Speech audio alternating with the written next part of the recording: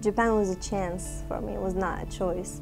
Because when you're Moroccan, you don't have choice. You have 1 or 2 or 3 chances that you take or you leave. Because Morocco is a poor country, and it's very hard to get a visa to go everywhere in the world. So once you get a chance, you just take it. And Japan was a chance for me to leave Morocco. I had to pass embassy test, like language test and stuff like that, and I got it.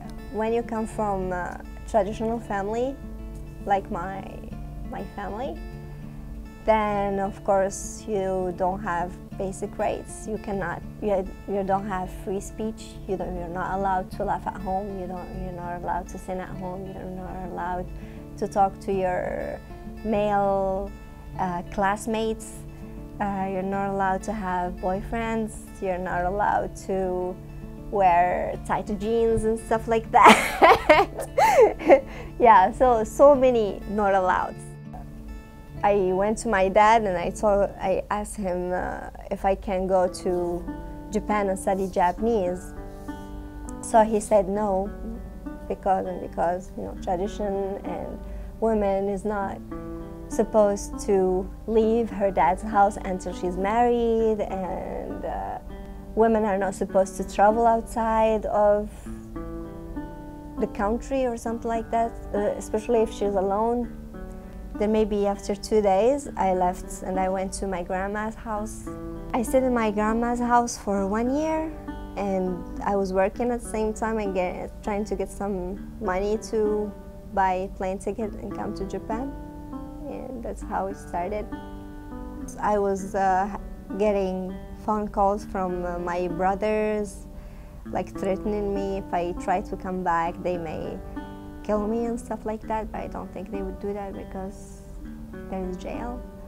And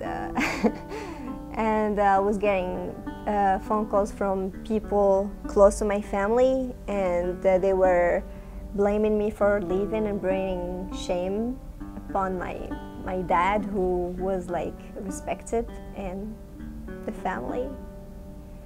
So yeah, I was basically seen as maybe like a prostitute or worse than that, actually. Like we have like that like strict law that says like even if you're hanging out with a boyfriend and you're holding hands in the street, a police officer can come to you and take you to jail and call your parents. But this is only for girls, not for boys. They think they are trying to protect the girl from losing her virginity, because virginity is very, very important in Morocco. If you're not virgin, you cannot get married. I did what I did to get a little bit of freedom and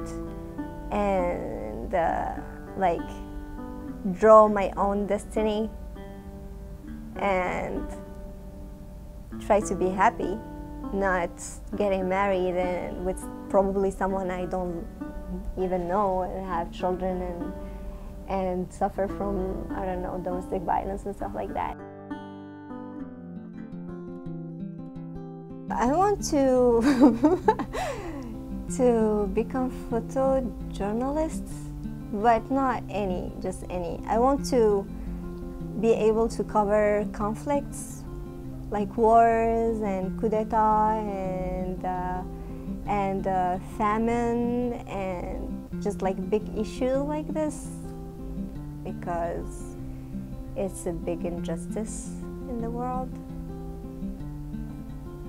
I think that would be a noble thing to do, a noble job to do. We were born free, right? Everybody was born free. So I think traditions and religions are just made to control us, to just take away our freedom. So we don't need it.